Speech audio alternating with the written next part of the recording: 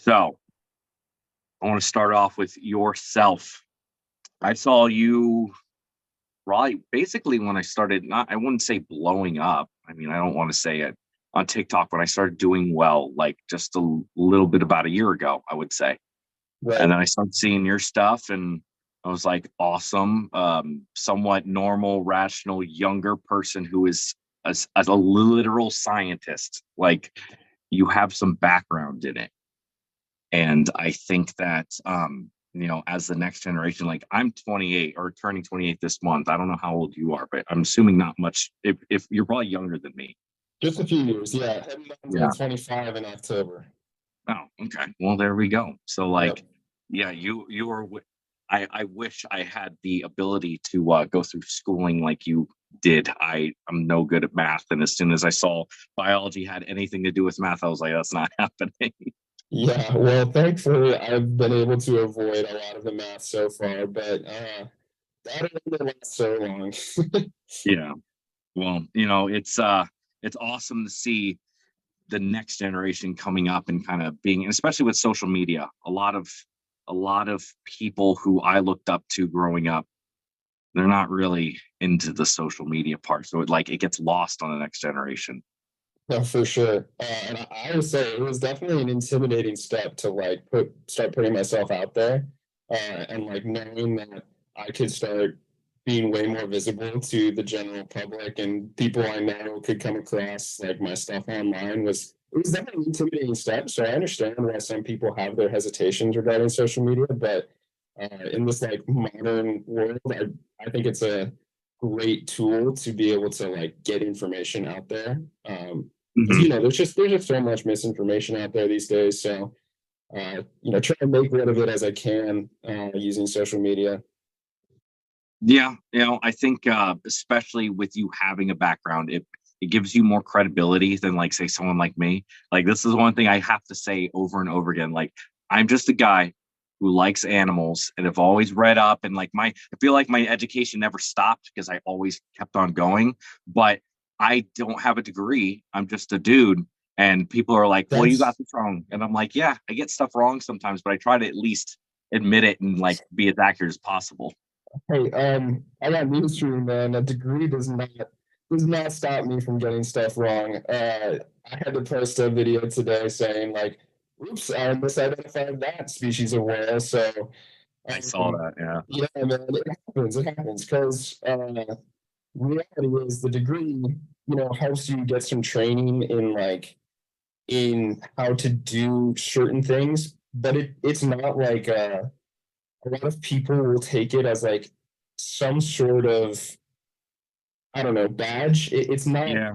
It doesn't mean anything. It doesn't make me more intelligent or better or more than somebody who's been their hands in the field or reading stuff online. Like with to the modern age, like I'm saying, man, so much information is available online. I have so much to learn from anybody, right? Like anybody can read up on the stuff that I'm being taught in Mhm. school. So the degree, it helps me to learn how to do science, but it doesn't make me know more than the average person. Yeah, I love seeing comments, and I've seen some on yours, and I've seen you reply to them, and I've had to stop replying to a lot of them because I realize that there are some people that, like, no matter how many times they hear the same thing, like, one I get all the time is Gustav was 25, 26, 27 feet long, whatever, and it's like, no one ever captured him. You don't know, that's not true. Stop saying that. And then Right. you can post something as innocuous as like getting a false killer whale and a pilot whale or something confused. And like it's like such a minute difference. It's like it's semantics at that point. Like Yeah. it can mean something, but like in that, like just because you got that one species wrong doesn't mean anything. Yeah, for Like sure. like There is like a degree of having to figure out how much responding to comments is appropriate. Because you know, I feel like we all face the temptation to like we want to get our point across or we want to at yeah. least defend our stance at least somewhat. And yeah, you and I, we probably both face a good amount of comments just either it's territory. It's part of the territory. I think you're a little better with not being a troll.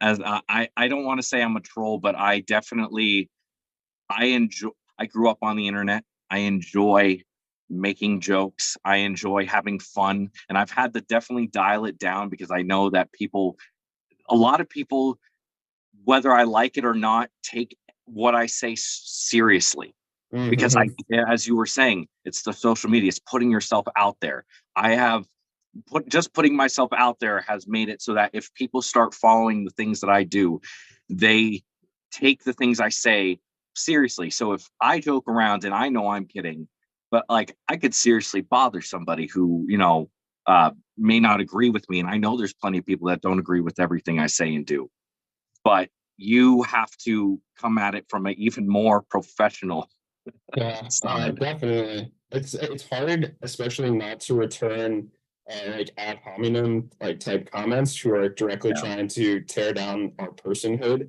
with like the exact same type of things. So yeah, my life on multiple occasions has been like, you just need to learn not to respond to some of these people Yeah. because you let it bother you too much.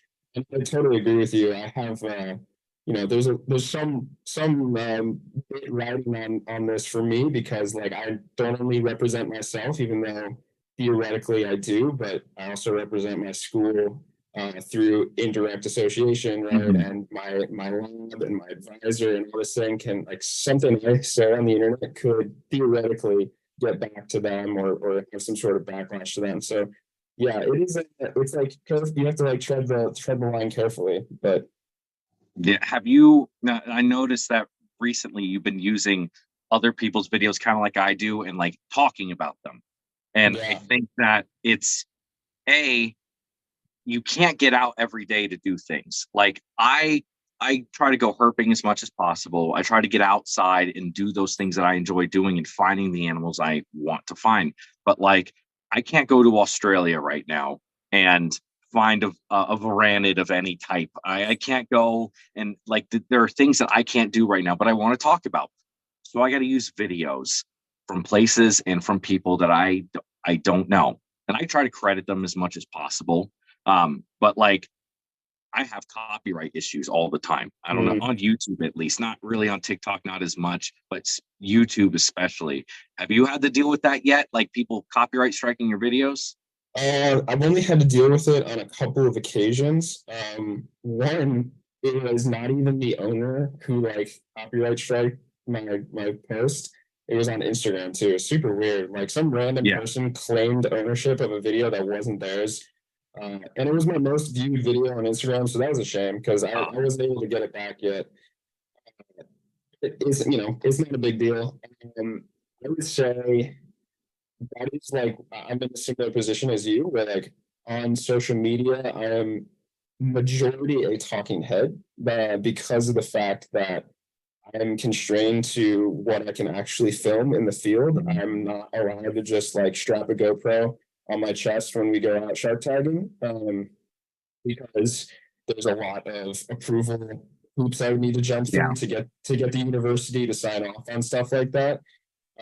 So for the time being, at least so I'm an independent scientist and I can go do whatever I want. And it only can reflect me and no bigger institution, then I have to like play by the rules, so to speak. Yeah. Which means like I think it's a little harder to go viral when you're just purely offering informational value instead of the wow factor of like jumping on a 12-foot great hammerhead, like that. Yeah. But I think this is like the important lesson to learn is that like people crave information on the internet, and like Yes. even just a face like ours, talking about some potentially more viral footage that somebody else took. Yes. That's why like through TikTok, I often use the stitch or the duet feature because it's a built-in feature that allows that connection with a previous video. Um, and like we can still offer a lot of value just through Yeah. those type of content. So I think there's a weird time right now where people who are not used to how copyright works, like an older generation that I don't even necessarily want to say older, because there's some people our age that do the same thing. I had an Instagram issue where a photographer, I used a video of his, and he like copyright struck my video on every single site he could find and like threatened me. And I'm like, bro, like, I get it, you're a photographer, and I understand there's a disconnect there, but like, this is a video on the internet. I will gladly tag you. I will gladly give you credit, but like, that you're putting, once you, I feel like it's pretty much free once you put it up there. Like, that's just how it is. And I don't know, maybe it's a little bit of a harsh way of looking at it, and I try to be nice. I've taken down videos if people ask me to, but yeah, like, the way I look at it is like it's sort of like doing a cover of a music piece, right? How artists are, they're allowed to go and publish and monetize a cover of another musician's work. Uh, so I feel like as a digital creator that we are, we're taking their content and we're twisting it in a way that provides a new value. And through that act of like recreating with their work, I feel like we've created something new. We've added value to it that wasn't there before. It should be permissible. If we were just reproducing someone's work purely as our own, then yeah, I get it. Like that's not okay. But like that's not what we're doing. So it's a weird world out there. I think there's still a lot to be figured out by both creators and the platforms that we're creating on. So yeah, it's weird juggling all of it, trying to be as accurate as possible with things, trying to deal with just the landscape of the internet itself with trends and all that stuff. Like, think about that. When you watched Animal Planet as a kid, when you were watching, the crocodile hunter and watching him do, and you saw him jump on the back of this giant animal and you were in awe inspired by it. But that was pretty much it. Like, you didn't see anything else. Now, if that happened now, which, it kind of has taken on a life of its own, it's like having internet culture involved in that. I think the educational part is a huge thing. And that's kind of why I haven't shied away from like me just being myself, because like, you can be a corporate figurehead and people won't relate to that, and they'll just see it as another National Geographic, which is fine, which is great. But like, younger generations want to see what they like. Right. I want, like, I've seen you kind of do the same thing where, you kind of come from a lighthearted view of it while also being like, hey, this is serious. Like, this is like, hey, these are animals in their environment and we need to learn from it. I think the mixture of the memes, the internet culture, and the animals are kind of all coming together. It's really cool. I think it's really cool to see and be a part of it. Absolutely. Yeah, I agree too. And it, like you said, it's like you have to like play the game, so to speak, on the internet. You have to have like a healthy balance of relating to how the system works with like those meme references or those trends or whatever it may be. I always find that those are the hardest videos for me to make because I feel goofy or I feel, like more vulnerable in a sense than if I was just, my face talking about something that I think I know something about. And sometimes I'm wrong, like we mentioned. So it's a weird, like constantly evolving way to educate the public. So it is fun and challenging at the same time. Yeah. Well, speaking of viral videos, I know you had mentioned it just a second ago. There is something that I've seen that you've really focused on over the past week, when there's a good reason for it, because they have made the news recently with shark attacks, and specifically that one incident in Egypt. And watching, like, actually looking at the numbers of people who actually get attacked, and not just attacked, but like the numbers of people who actually die from sharks every year. I don't think people understand how minuscule that number is.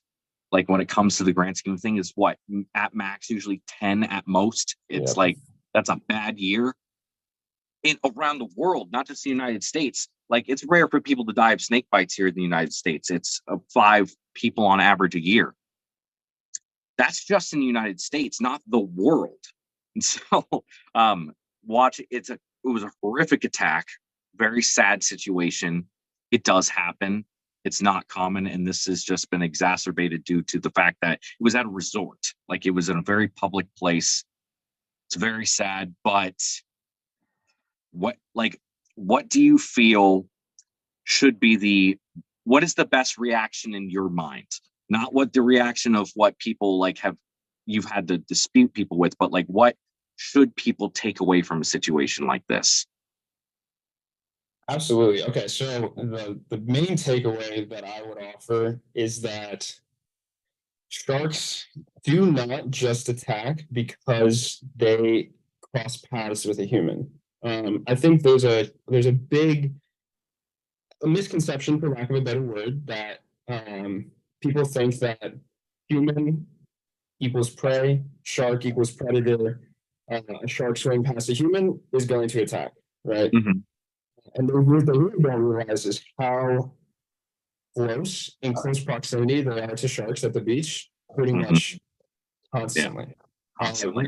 Recently there was a study using drone footage of a couple different beaches in California. Yeah. And it's basically this study showed that like at any given point, 98% of the time when beachgoers are in the water, they were within like, I don't remember, I might be misquoting this, but like 300 meters, I believe, of the great white shark in California, which is like close, you know?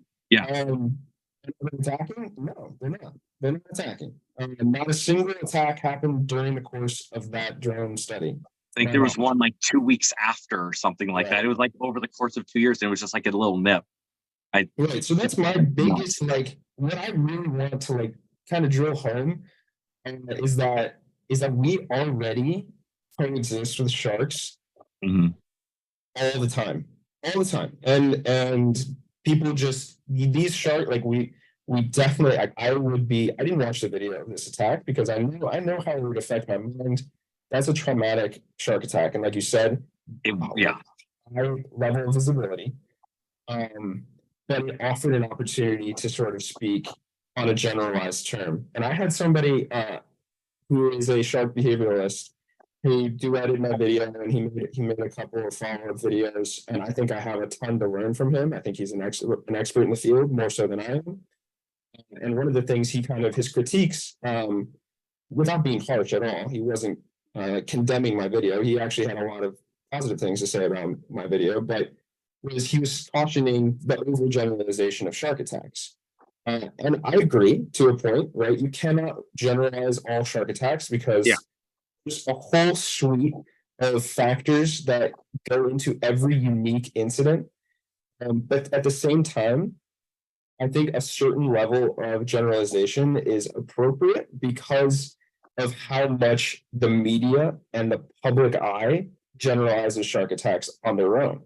So it's sort of like combating fire with fire. If the media is going to overgeneralize a shark attack and see basically using anthropomorphization and villainization of these sharks and their behavior, I think it's fair for us to respond with a little bit of like, hey, let's cool our jets. This is a 1 in a million shark attack type deal. Like, this was really bad, and it's okay to generalize a little bit to combat that. Yeah, I completely agree. I grew up, Clearwater, St. Pete. Like, I've been on the water my whole life. I have seen, and I used to shark fish. I used to land-based shark fish a lot. And I have seen tiger sharks, bull sharks, hammerheads. I've seen them just swimming around in the water while I was in a boat, circling around people within, they had no idea. They don't mess with people. I think the last time we had a fatal shark attack here was like 2003. It was like a bull shark or something that bit a guy in a canal. It was a one quick bite and he left. And that's the thing, is that 90% of these attacks are these quick little, like, the guy jumped in the water in the school of Jack Crevaille while there was a bull shark feeding, and it grabbed him, and it's a bull shark. Like, their teeth are designed for, ripping stuff up. Like, the tiger sharks literally are designed to bite through turtle shells. Like, they have no problem overpowering us. And in a quick second, like, oh, is that food? Doesn't all, most of the time they're cognizant enough that it doesn't happen. You've seen Right. videos of tiger sharks underwater with people with food, and they can just push them off because Mm-hmm. they're not actively going after people. But it does happen, and when it does happen, and the shark in that case was like, you know what, I'm gonna eat this person. It's so rare, but the fact that it was on camera, you have to be like, listen, this doesn't have, this is not, this is the exception, not the norm. And if you say, but it does happen sometimes, as you said, people are going to be like, oh my gosh, if it does happen sometimes, it's going to happen to me. Of course, you got Yeah. to be like, you got to get that fear out of people's heads. Yeah. And like sharks are really good at what they're doing, at Mm-hmm. being a predator. And, we are not good at being prey in the sense that like we're very fragile. We're very fragile. So like even an investigation bite by a shark is enough to potentially fatally wound us, not because they intend to feed on us, but just simply because we could bleed out very, very quickly. And that's not Yes. to like instill fear in somebody, but almost to like do the complete opposite, where it's like, even with how fragile we are, you know, We even with survive. how good at sharks are at being predators, there's still so few shark attack related deaths. Yeah. There's a I lot wish. more attacks. There's a lot more nips than people realize, but it almost never turns into anything. Yep. And here in Miami, I kind of make this joke. I wish people had the same fear of a shark attack related death as they do of a car accident related death, Yeah. because the So, drivers here in Miami are terrifying. That is what I'm terrified of. I will yeah. jump in with sharks and swim with sharks.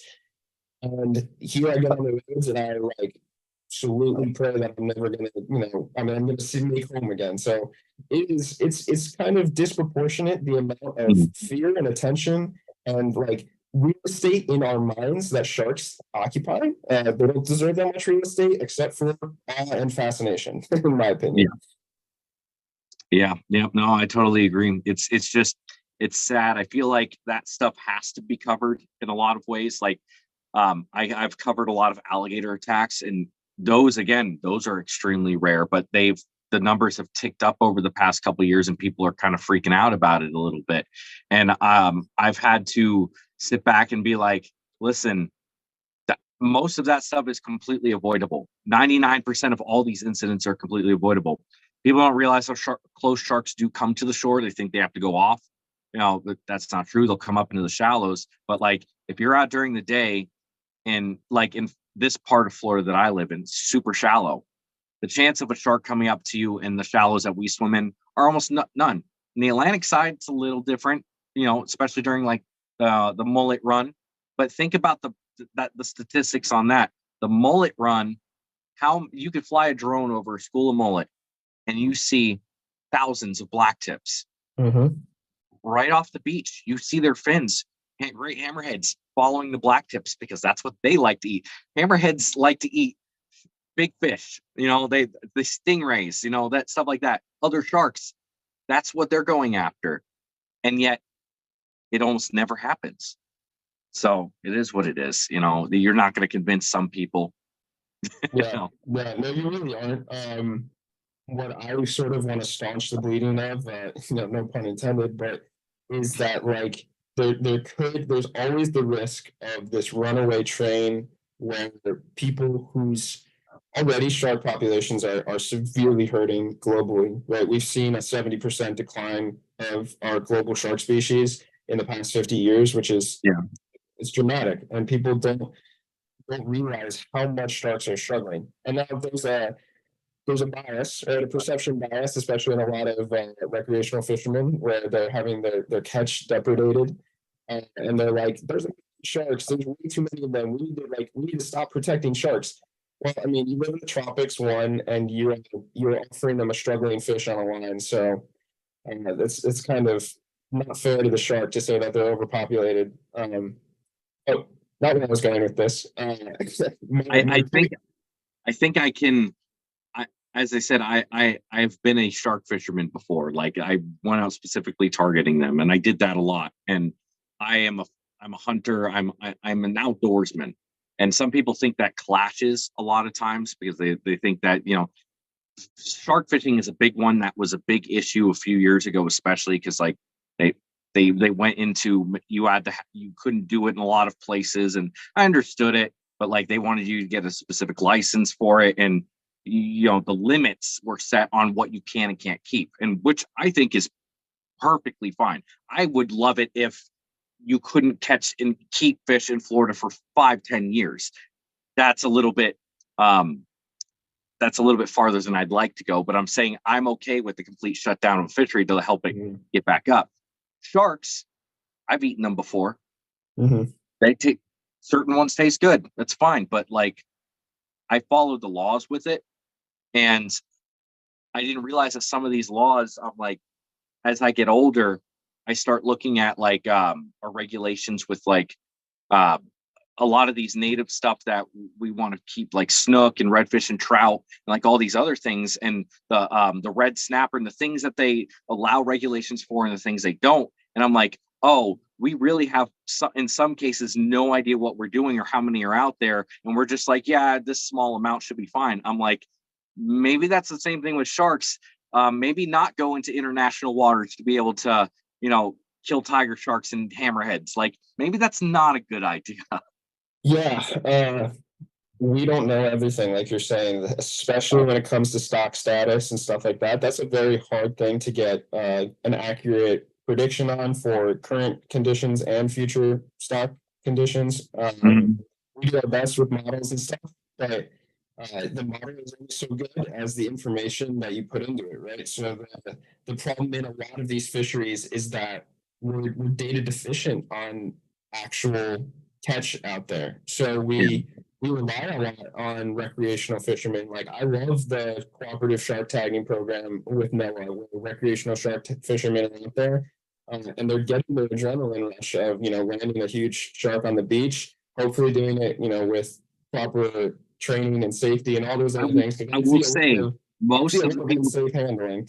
yeah, most of the people who do it the proper way. Like Right. most of the people who are really into it, like that I know, they are super serious. And when there is an incident where somebody was like on camera doing something they shouldn't, they get called out for it. There was recently an issue with a guy catching a tarpon here in this area, and he like held it up by the gills and then threw it in the water. It was a huge, it was like 5-6 foot. It was a big tarpon. And there is a public outcry about this guy. Like, even though tarpon numbers are fine, Yeah. no one eats tarpon. They go Right. after them because of the sport value. That's it. Like literally nobody here in the United States eats tarpon. Maybe down Right. somewhere else they do, but they went after him because it's like, bro, like these animals are important to us. You got to do things the right way, because we don't want them to be, we don't want that right taken away from us, and we also want these animals to survive. Right. I feel like sharks are kind of the same way in a lot of ways. Yeah, definitely. No, 100%.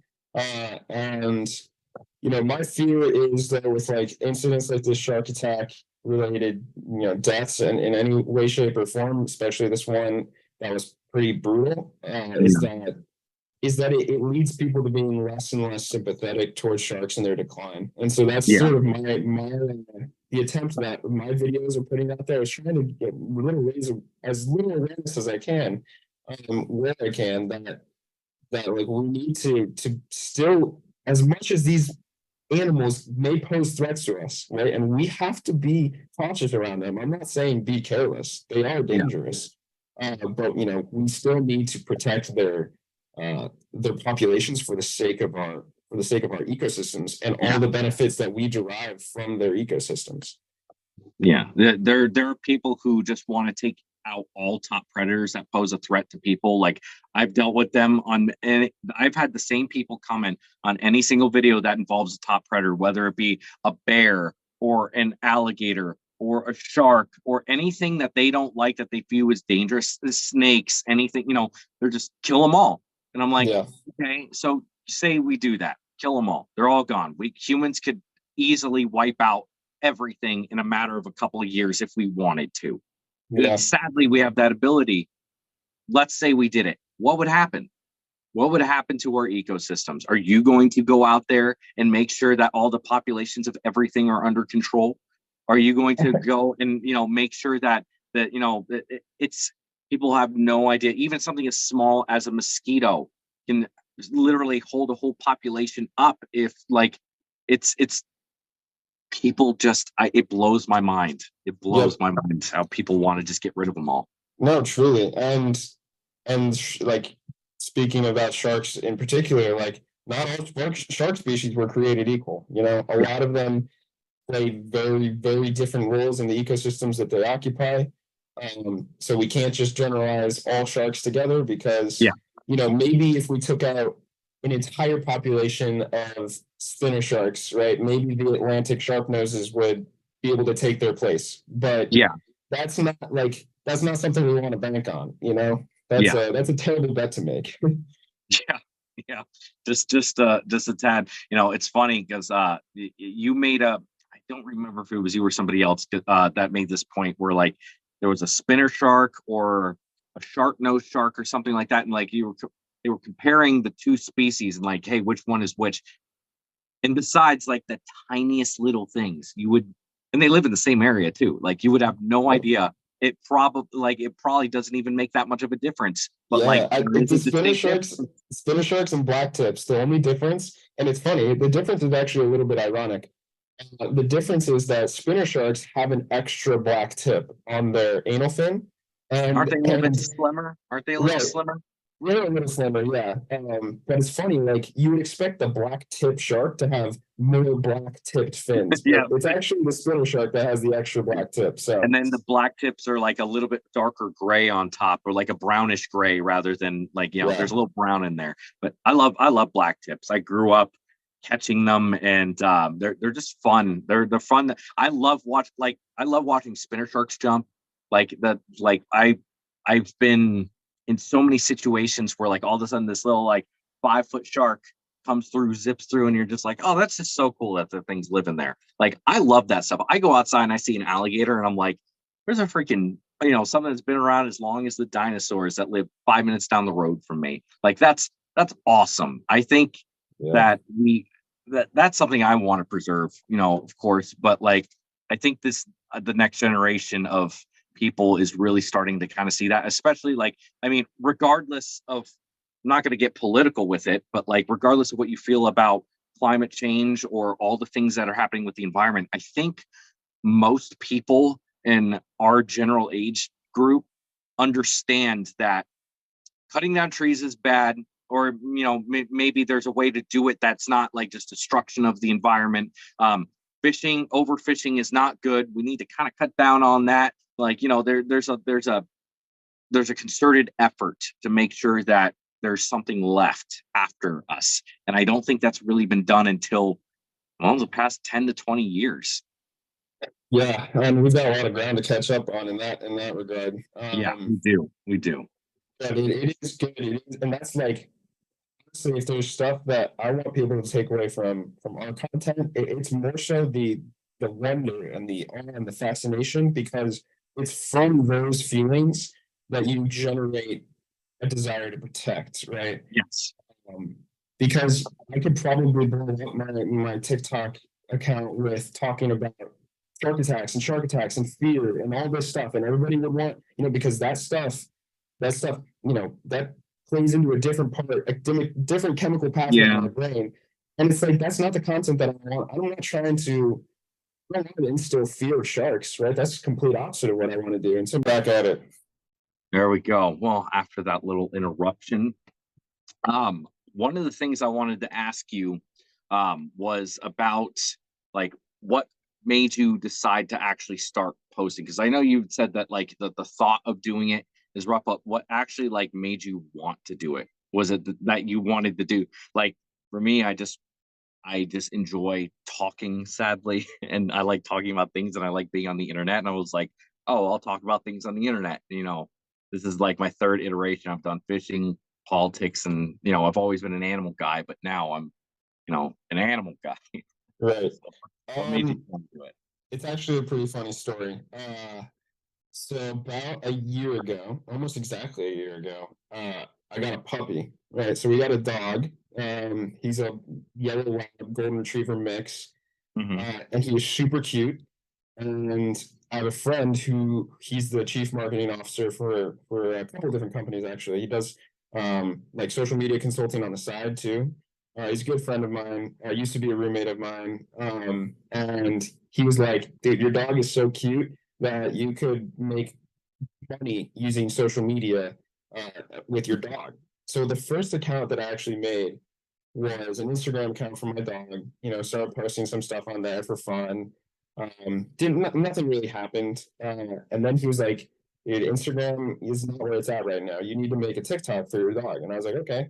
So I made a TikTok for my dog. I was a little hesitant at first because of the fact that I've never been on TikTok, not even as a consumer, much less a creator.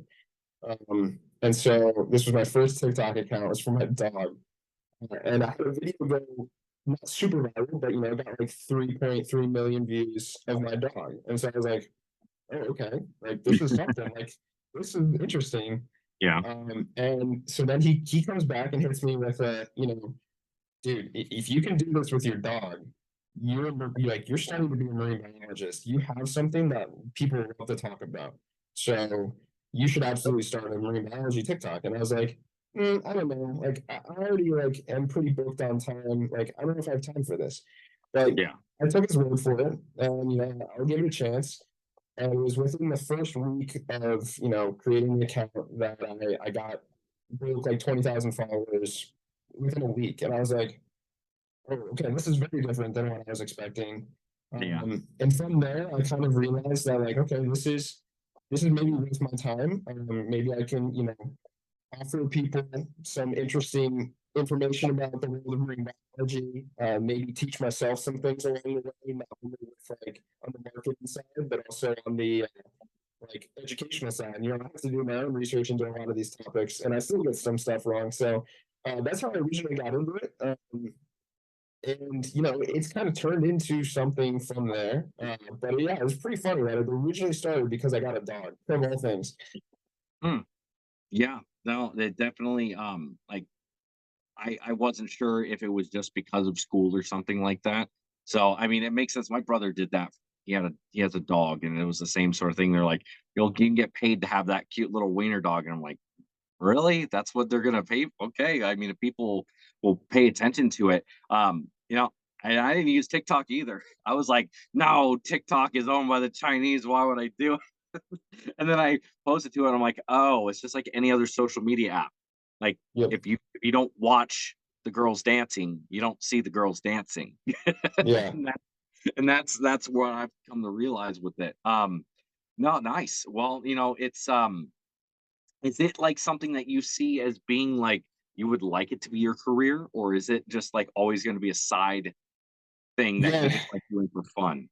I think for me, I want it to go hand in hand with my career still being research oriented. Mhm. So I could see it being a sort of a side career, so to speak, where like I'm most interested in being out there as a researcher. I think that's where I can do the most good for the world. Yeah. But I think what the world so desperately needs is that bridge between science and application of science, and then also communication of science. It's sort of like Yeah. a two-way bridge, right? And so a lot of people have sort of jaded views of scientists in general because of the fact that we use lots of jargon, and there's a tendency for scientists to sort of talk down to people, or Yeah. talk above their level, and not try and engage the public as much. Holier than thou. Very much holier than thou, very clicky. We go to our scientific conferences and we tell each other about our findings and stuff, but that doesn't, how does that affect the normal person? It doesn't, Yeah. because it doesn't get to them. So science communication, I think, is a skill that every scientist should work on. And in the modern day, that means social media. So I don't want it to be my exclusive career, because then I think it takes me away from the science and just at Yeah. the communication part. I want to be bridging the gap between Hand science in and hand with and it. yep, yep, And it's like I almost see it as like in the future, your part of your career will be like, yes, there are people who aren't social media savvy. Part of the career itself being, hey, getting that information out there. There is a reason that people like Forrest Galante or Neil deGrasse Tyson are big because they go on these podcasts. They have their own podcasts. They put themselves out there rather than just being on TV. And the only time you see them is when they're in an article or on the big stage. They do come at you from more of a personal level and like, hey, this is how things kind of are, and we're just normal people too. And I definitely think that if it's getting to the point where if you don't have social media presence and you are somebody who is in, you know, I'm not talking about like, every McDonald's employee because you don't need that. You might, there might be some people who do well with that, which is fine. But like, as you said, if you want to make the scientific thought grow, Yeah. that's the way to do it. You don't need a bunch of funding. You don't need a TV show. You just go out there and talk to the people. Right. And that's all it is. There is an audience, Yeah. there already exists an audience. And already right now, the way science is, it's very inaccessible. Articles are off-putting. I have to read lots of them. And some of them are written better than others, but a lot of them are tough reads. They're not easy to get the information out Yeah. of because you have to just mindlessly plow through all of this very technical writing. And I think the same point can be made using some images and a few sentences. I've tested out a couple of videos in the past week and a half or so of just taking a cool new science paper that I've come across and bringing it down really as far as possible and putting that into a video with some images that people are like then learning what the research is really finding without having to metaphorically bang their head into a brick wall that is the article itself. Yeah. It's like translating it almost. Yeah, exactly. Yeah. And I always invite people that if they want to check out the article themselves, they're more than welcome to. But I do my best to get them the information that they would get out of the article or should get from the article without spending an hour trying to make sense of it for themselves. That makes sense. As you said, bridging that gap, it's important because if people don't see things on a daily, not even a daily basis, but if they don't see things enough to have it on their mind, they forget about it. And, especially in your situation, it seems like your biggest love tends to be sharks. I mean, Yeah. at least that's what I have gotten from your stuff. You talk about sharks and, stuff, you talk about cetaceans and other things too, but, you talk about sharks a lot.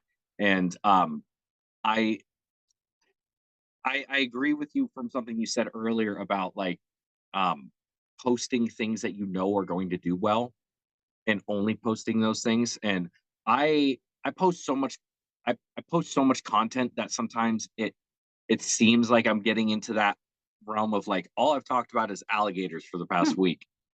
I like alligators. I like talking about them and I see them all the time. And I care about what happens when people move into the state that I love and are moving into their territory and are just like, kill all the gators. We don't need gators. They're dangerous. And so it's on my mind all the time. That's why I talk about stuff like that a lot. Yeah. And it just so happens to do really well, Yeah. So I'm like, all right. No, So I that's feel like amazing, it's the man. same thing for you. No, I totally aspire to the kind of content that you create and the viewership that you've been You able don't to need gain. there doesn't need to be the flatulation. It's all good. I'm just a dude, I promise you. I know, but you like it's a very well honed skill you have because you're not pandering, right? Like I feel like I could pander to the fear of sharks, right? Yeah. Sharks are my thing because that's the lab I'm in right now is the shark research and conservation lab at the University of Miami.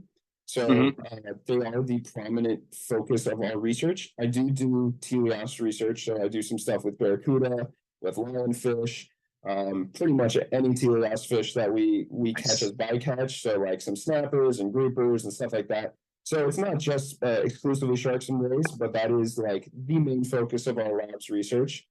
Nice. Okay. And yeah, so that's kind of why I specialize mostly on sharks in my content is because I'm inundated with shark knowledge at all times with my lab, and I feel like that is what I can speak to the most with some level of credibility. So Mhm. That's sort of why I've decided to specialize my content mostly around sharks. But I do like to, dabble in Yeah. some other areas as well. One thing I found very interesting I read recently, it was an article about no sharks or rays have gone extinct since, like, there have been none that have gone extinct since humans have been around. I thought that, I didn't realize that was the case. It was something about a skate in Australia is, like, potentially going extinct because of it lives in a very small area of Australia and the harbor is like being destroyed. And so, like, Mhm. if it goes extinct, they're like, this could be the first shark or ray, like in that general family, to go extinct. I didn't think that was the case. Yeah, I think maybe to our knowledge, but again, there's so many species out there, right? We're talking over 500 True. known species of sharks. That's not including our rays, which there are more species of rays. And so it is difficult to know what's exactly happening out there. I know there's a Yeah. couple of species. I think there's like some species of shark that uses river systems, like in and out of river systems that we know basically nothing about. We've maybe encountered a couple of So individuals. the Africa, the one in Africa. I think so. I don't know. I can't remember off the top of my head what the name of the species is because I haven't done much reading into it or anything like that. But there are these species out there that we think exist at very, very small populations, and they could Yeah. probably blink out of existence, and we might never know it. True. But You have a point there. Yeah. yeah, so that's what I think is the most like appealing thing about being in and around the world of marine science is the fact that we know so little. It just makes every day still very interesting, and there's so much yet to be discovered. That Yeah. it kind of it gives a semblance of purpose to my research. Um, there's a lot of researchers out there that they just want to do research in the most interesting topic to them, but they don't really care about its effects or its implications in a larger, picture or a larger Yeah. arena. And so I think sharks, with the current like status that they have and their need for conservation, and still yet how little we know, despite this plight of theirs, we like it just means that like I have a little bit driven purpose to the research behind it all. Gotcha. That makes sense. I do have a question. It's not shark related. Yeah, go for it. So so you said you were from the DC area, right?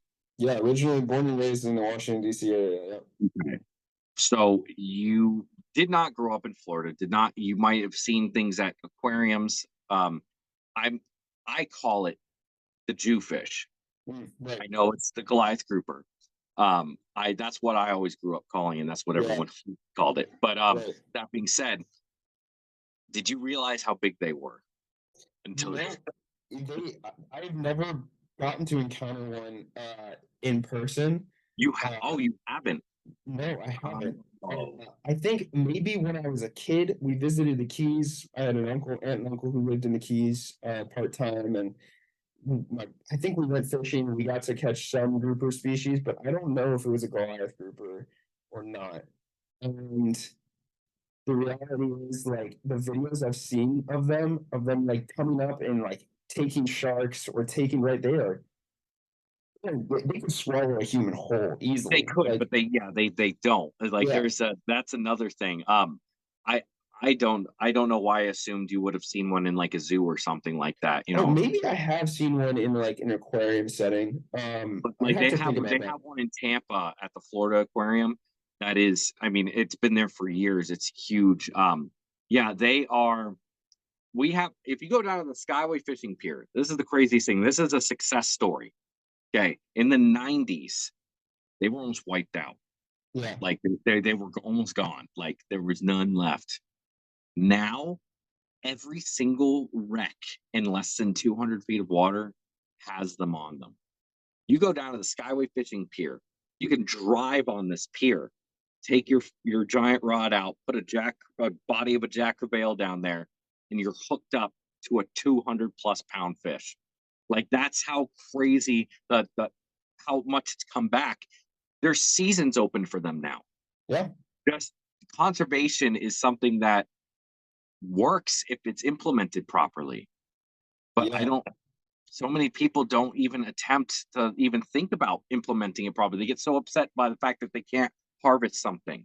But if right. it comes back, like the alligators were the same thing. Yeah, no, it's 100% the situation of like delayed gratification, right? It's like, all right, let's put a pause on this a little bit for our future selves because maybe in a few years we're going to get so much more enjoyment and utility out of this if we just stop, you know, and we put a little bit of a pause on our enjoyment in the present for a little bit something in the future, and it's hard. Some people don't really realize that. And, I get it in some areas of the world. They don't really have that option, right? Because their livelihoods, if we're talking like an artisanal shore fisherman, they got to survive somehow. And we get to talk about it here where we have like other means of income, but in developing countries and stuff like that, conservation implications have, they have to go hand in hand with working with the local communities and stuff to work out solutions that don't, further marginalize people. So it is really interesting to see people's like, especially here in well-off countries, who throw fits over, Yeah. stuff. It's like this is you you're a recreational fisherman. Like you do this for fun. Like, why are you having such a meltdown over the fact that you don't get to have fun for a few years? Yeah. Yeah. This isn't gonna make you lose your rent money. Like it Yeah, I agree. There are places that still eat manatees, sadly, but like whaling obviously still occurs. It's sad, but like I try to be understanding, but it's very difficult. And no, seal 100%. pups, baby seals, and watching videos of walruses and stuff. It's just like I understand it. I don't understand it though.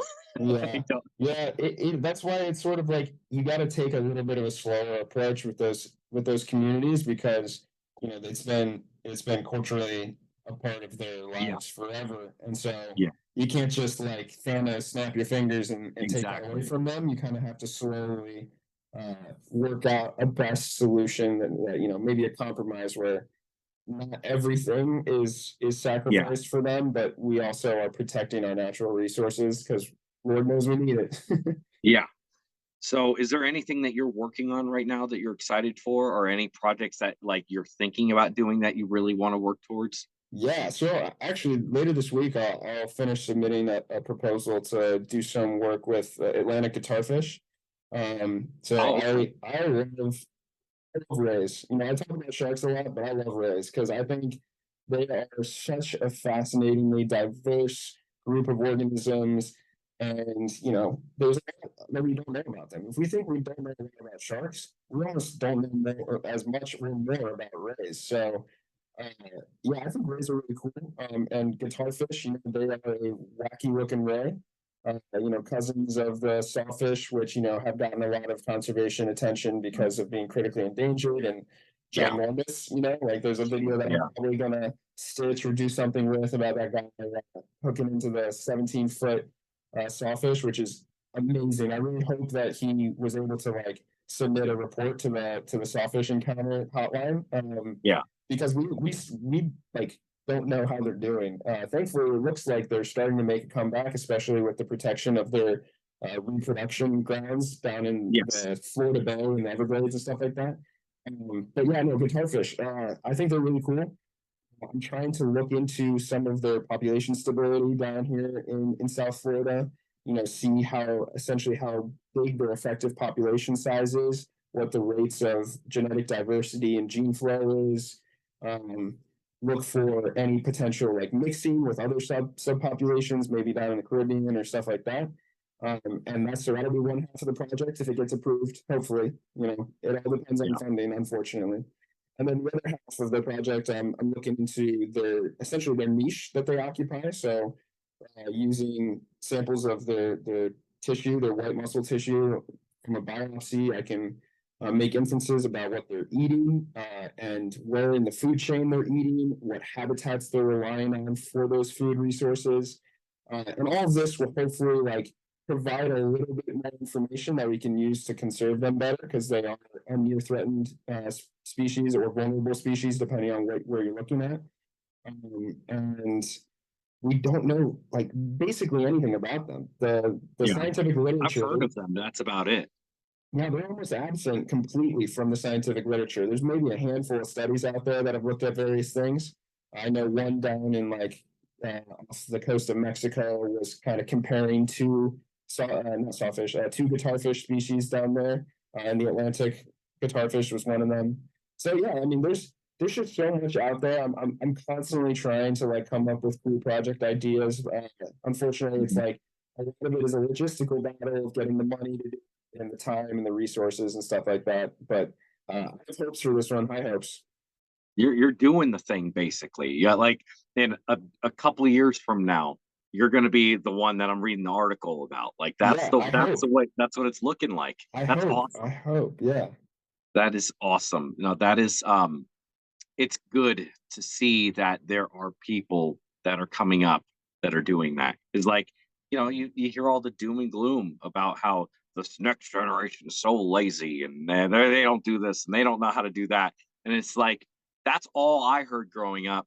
And now I'm talking to somebody who's younger than me, which is awesome, that is doing the thing that I was told that my generation wouldn't do.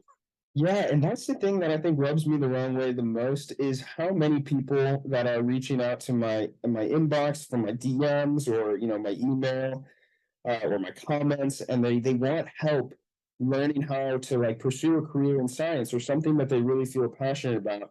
And it sucks because it's exactly what you're talking about, where we have older generations telling us how much how lazy we are or how chronically online we are and all these things. But then at the same time, they're out there telling their children or their grandchildren, "Oh, you can't make a career out of marine biology. There's no money in marine biology. There's no." It's like that's not fair. You can't tell us we're lazy and then squash our dreams at the same time. Yeah. Yeah. So my hope, It's the same thing here. It's like, oh, I grew up going fishing at a couple of ponds down the road from my house. Well, now the pond has an HOA that's around it, and the HOA, whenever you go and fish that pond I grew up fishing at, they call the police on me because they don't want me fishing in their pond. It's like, but you tell me I'm lazy and then I'm out there doing drugs, but I'm just trying to fish. Like yeah, it's the same sort of thing. I feel like it's no. there's never a win, but Yeah, you're no, doing it truly is. Yeah, and that's why, like, that's sort of the other mission that I have beyond science communication with social media, is to like put myself out there as a source of inspiration for fellow-minded, passionate aspiring marine biologists, whatever level they're at. Whether they're middle school, high schoolers, or if they're in college already, if they, are maybe considering a career change later in their path. Like it's interesting that I want to provide myself as a resource. Somebody who can reach out to me and get a response and hopefully get at least a little bit of benefit from my experiences going through this yeah. because it's a tough career to navigate, and it's very competitive, and unfortunately that's all driven by like lack of funding for the sciences. Yeah, It really shouldn't be that competitive. We should really be prioritizing our sciences more because we need our natural resources. So yeah, yeah, absolutely. I hope that I can continue to like get interest in the subject and make sure that people are hearing somewhere, if it's not going to be from their parents and their grandparents, that like this is a career that you can do, and if you put your mind to it, and you can make it a sustainable career. Absolutely. Well, that's good to hear. I'm glad that you are out there doing that. And I want to know and let everybody else know where they can reach you. Like what is it? Instagram. Do you have Yep. like do you put stuff on Facebook or is that just all personal? What is Yeah, like no, your I'm working on expanding my presence online. So obviously TikTok is my biggest platform. Mhm. My handle is at marine.bio.john, though some of my handles don't allow for the period. So on I think Twitter and on YouTube, it's just marine.john, all one word. So that's where you can find me. Yeah, I'm on Instagram, I'm on Twitter, I'm on TikTok, I'm on Snapchat now. All these I'm very much starting out, so I'm most established on TikTok, and that's probably the easiest place to find me and find my content. and basically what I'm about. But yeah, I'm trying to make my presence a little bit more known in on other platforms as well. So keep a lookout for those updates too. Yeah, I'll put that in the description and all that stuff, so people can reach out to you because as I said, I've been following you for, I mean, before I don't know, it's been a little while now. I don't You were one of my first like followers who had like a big following of themselves, and every single time I have like a little fanboy moment, like whenever somebody who has like a significant following follows me, because it is like it does feel like some sort of affirmation of who I am and like what I'm putting out there, that it can actually like, you know, have some value and some worth, that Oh yeah. somebody who's actually been doing this and doing it successfully is even following me. So I remember when you followed me the first time, and I was pretty excited. I immediately Oh my gosh. texted. I have the same feeling. I think I had like OMG, it's Wix follow me, the Florida guy. Yeah, And I was just like, oh my gosh, he was like one of the first pages I was ever shown. And I was like, this is awesome. But yeah, I'm like, at least you're right. It's this is actually getting out there and people are seeing this. And not just like it's multiple people are seeing it, people that you had no idea. Cause like it's out there. You see these numbers and you're like, wow, okay. And then all of a sudden you're like, oh, the people that I look up to are seeing this stuff too. And it's weird. I don't know how to say it other than it helps you realize that, oh, I'm kind of doing the right thing here. I yeah, think so. Yeah. yeah, And you're definitely one of those like, hey, I don't just follow everybody. But when I do yeah, follow someone, it's because I like their stuff, and I yeah. like to look at it that way.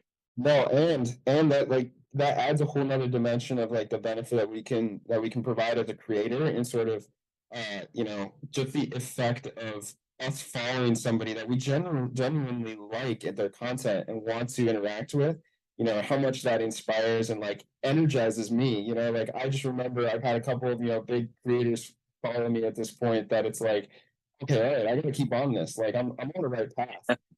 And so now I'm going to be able to do that for like other like 10-year creators as they come up. I know there's like an account that just followed me that I made sure to follow back, called like All Things Marine Life or something. And they just started making some content. And I watched their content. I was like, man, this is great. Like, I absolutely want to like be in contact with this person so that we can have collaborations in the future. It's a Yeah. fun community, The It is, and it's the animal talk. all the scientists too. It's not just like your little niche. Like I follow a lot of dinosaur guys, like the prehistoric pages, and I'm just like, oh, that's so cool. Like these people are doing really well, and they're doing their own thing, and they're like, we're just kind of all coming up together. And it's like, I don't know how to say it other than I hope. I always hoped that I would be part of like the next generation of that. Like, Yeah, but it's weird. Like you went from a couple of individuals, like I watched Nigel Marvin or Steve Irwin and the Crap Brothers and all these people growing up. And it's like, oh, it's not going to be necessarily like that now. yeah, It's kind of like it's weird. Think about this. You could be, you know, in 20 years from now, somebody's going to look back and be like, yeah, John, I watched him growing up. He was my like I loved watching that. yeah. That's That is exactly what like really motivates me to get through all the annoying comments and things like that, is like when I get to engage with people through the platform who really just like love the content. Those inspirational and like affirming comments make it all worth it. yeah. I'll read through 100 bad comments for the one good comment saying, hey, love your content, keep it up, that kind of thing. Yeah, that's the whole purpose why I wanted to start this, is like to slowly establish myself in this world of science communication and animal wonder communication, that hopefully in the future it can open some doors, and like more collaborations, more features on various pages like yours, or anything like that. So I love the opportunity to reach out with other people and talk about this stuff, and I'll never back down from the opportunity to talk like you. Well, I seriously appreciate you coming on and like, having this conversation. This is the first time I've done anything like this. And I definitely am trying to reach my fingers out into different things because like as I said, I am on YouTube way too much. I watch it pretty much in all my free time. Like I have a podcast going. I'm always trying to learn stuff. Sometimes it's some, brain melting stuff like, on a TV show, but most of the time it's like some sort of informative thing. And like, Yeah. if I like to do that, I imagine other people like to do that. And that's kind of why I've tried to branch out. And I mean, hopefully we can start, maybe we can meet up and start doing some stuff because I mean, we're not far away from each other. No, we really aren't. I would love to, man. I feel like the few times we've tried, it's unfortunately been like ships in the night, but Yeah, we're gonna make it happen one of these days. You're absolutely. gonna show me how to pin a snake and talk about it. Well, you're over there in the Everglades area, and I got a couple people who I want to see down there too. But like next time I'm down there, I'll let you know. And if you can get off, then Yeah, we'll let's meet do up it. and find some snakes. But well, sounds good. I appreciate you coming on, and yeah, No worries, man. I appreciate it too. I appreciate you inviting me, and I think we got a good thing going here. So let's maybe do this again sometime. cool. Sounds good. All right. Well, Word. everybody, like, comment, subscribe, all that good stuff. Go check out John. I'm gonna have all his, everything down below. And I'm gonna have some stuff on the screen here. So, whatever, you're seeing it right now. You can see what I'm talking about. Yeah, that thing right there. Yeah, do it right there. Yeah, yeah. So anyway, thank you guys for watching, and I'll see you on the next one. Stay wild.